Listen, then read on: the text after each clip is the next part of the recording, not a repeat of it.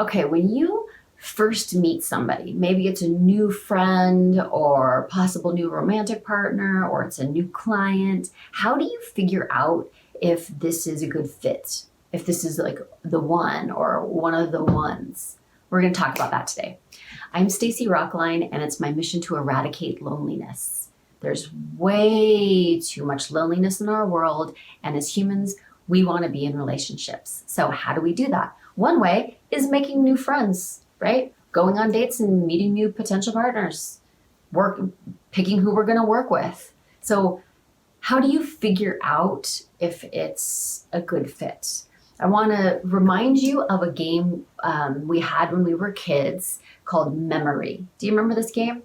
So if you aren't familiar with it, it's a deck of cards, and they usually have pictures on them. And there are two of every single picture. So then you lay them face down in a grid pattern, and when it's your turn, you turn over two cards and you look at them, and if they match, then you get to keep them. And if they don't match, you don't get mad at the cards, you don't judge the cards, you don't like get all upset. You just turn them over, and then it's the other person's turn. And at the end, after it goes back and forth, whoever has the most matches wins. So if you think about our relationships this same way, it keeps it light, right? It keeps it abundant. It's like there are plenty of people out there in the world that you can find as a good fit for you. But so often what we do is we come in from a place of desperation, like we feel really desperately lonely. So we really want to make a new friend. Or we're just like, we really want to start building our life with somebody, and so we really want a partner. Or maybe we have a brand new business, and so we really need clients. And so that clouds our ability to see clearly, and we go in and we don't have discernment. We just go, that'll be fine. That'll be fine.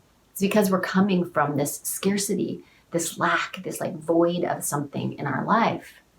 But when we can just think about it as good or bad matches, right? This is going to be good for me. This is not going to be good for me. It's a totally different thing. And you can get through it faster too. Because if you can determine early on that it's not a great fit for you, that gives you more time in your life, more space in your life to go find the good matches. So how do you figure out? Obviously, you're not going to get two cards with pictures. So one way is to think about, do you have things in common, right? Another way is, do you want the same things, right? Do you like to do the same stuff? Do you have the same values? And those are all awesome questions to figure out if it's a good match or not. But I want to kind of I'm going to simplify it and leave you with two things to think about. One, when you leave spending time with that person, and while you're spending time with them, how do you feel? Right? Your emotions are so much information about any given situation. So how do you feel? Are you feeling excited, inspired, connected, entertained, whatever's important to you? Or are you feeling meh, like, it's fine?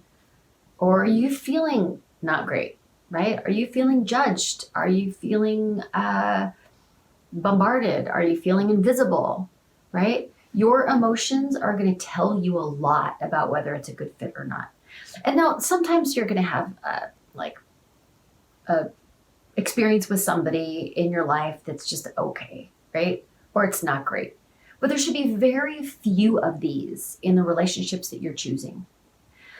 The other thing I want you to think about is, can this person allow you to grow into the best version of yourself, right? Will you be able to evolve? Will you be able to meet your own needs? Will you be able to hit your goals? Will you be able to grow into your best self, the best version of yourself? That really matters. That's how you figure out if people are a good fit or not. Do they make you feel good? And can you be your best self?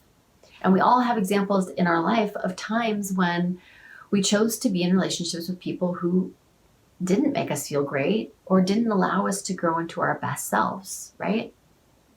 So if you think about this with some examples, when I was first a coach and so I had like a baby business, I would say yes to every single possible client, right? I was like, no discernment. Yep, yep, yep. Coming from this place of desperation, I want to build, build, build. So then I would have some client relationships where I didn't feel great, right? I didn't feel great after the session. I didn't feel like I could be my best self. I didn't feel like I could be my best coach. And it wasn't until I started to say, like, no, I have certain red flags I look for, and I know exactly what is a good match for me. And I started to say, it doesn't matter how small my business is, I'm going to pick the best clients. And when you pick the best clients, more great clients come. That everything changed, right? Because now when I get off a session with a client, like, first of all, I'm personally inspired. I've usually taken a note for myself about something that I want to think about in my life. Like, that's how awesome they are. And I feel amazing. I have a big smile on my face. That is finding good matches. Another example, maybe you go on a date with somebody and they're just really critical, like a very critical person and cynical. And that's not a good match for you. So when you walk away, you're like, oh, I just don't feel good, right? I don't feel like I can go be maybe you're like positive, kind of bubbly, optimistic person. Pay attention to how you feel and whether you can be your best self. Another example, maybe you meet someone for the first time and they're like gossiping a lot, right? They're really talking about like everybody in the coffee shop, or they're gossiping about people in their lives, and you walk away just feeling icky, right? You're just feeling icky, and that's a very good indicator that that's not a good fit for you. And it's no big deal, right? You just basically go through life going, hey, this is a new person. Is this a relationship worth building? Do I feel great? Can I be my best self? So simple. And then the faster you can determine this, the faster you can move on to the next person, right? And then you look across your life and you have amazing relationships that make you feel fantastic, filled with people who lift you up, accept you as you are, encourage you, inspire you. That is the goal. We want to be deeply connected to people who are good for us. So that's to meet new people. What about the people in your life already? You might have some not so great matches, and you've already invested a lot of time. You've got a couple options. One is, can we move on from these relationships, right? It's possible that you made them at a time when it was a good fit and it's not anymore. Maybe the person has changed. Maybe you've changed. Maybe it never was a good fit. How many of these can you end? Because what that does is it opens up more space, more time, more energy for better relationships.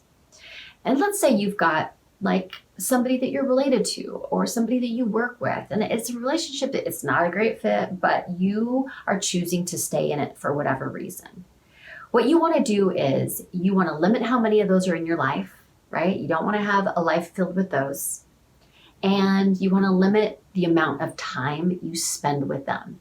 Because, that they say, the 5 people you spend the most time with kind of are determine who you're going to become. You don't want to spend a lot of your time with someone who's not a good fit, even if you choose to keep them in your life. So it's okay if you're looking around and you don't love the way it looks right now. You can make changes to that. You can make changes to that by ending relationships that aren't a good fit and by limiting your involvement in the ones that are. And when you look forward, really think about this idea of whether something is a good fit or not for you, right? It's very simple. And if you can keep it light, keep it like, just the game of memory. Look, here we are, not a great fit. Let's start over. Here we are, great fit. Let's invest here. Then you can move yourself quickly through these situations. And like I said, you're going to have every once in a while with someone that you love, you're going to have a not awesome time. That's perfectly okay. Like, that's normal. Unlike the game of memory, there are no two perfectly matched people. I mean, if you think about it, that'd be super boring if you found your exact match. Where's the interesting part, right? Where's the fun friction that makes you both able to grow and really relish this life? So I'm not telling you that you can get out of this with absolutely perfect relationships, but we can all do a much better job of making sure that we have really good fits in our life across everything: work, personal, romantic, family, all of it. All right, I'm going to leave you with that. I wish you deeply, deeply connected relationships with people who make you feel awesome and people who celebrate you and see you and honor you, encourage you, and just a life filled with wonderful fits. And if you found this video helpful, make sure that you like and you subscribe to this channel so you can get more like this in the future. And I will see you next time.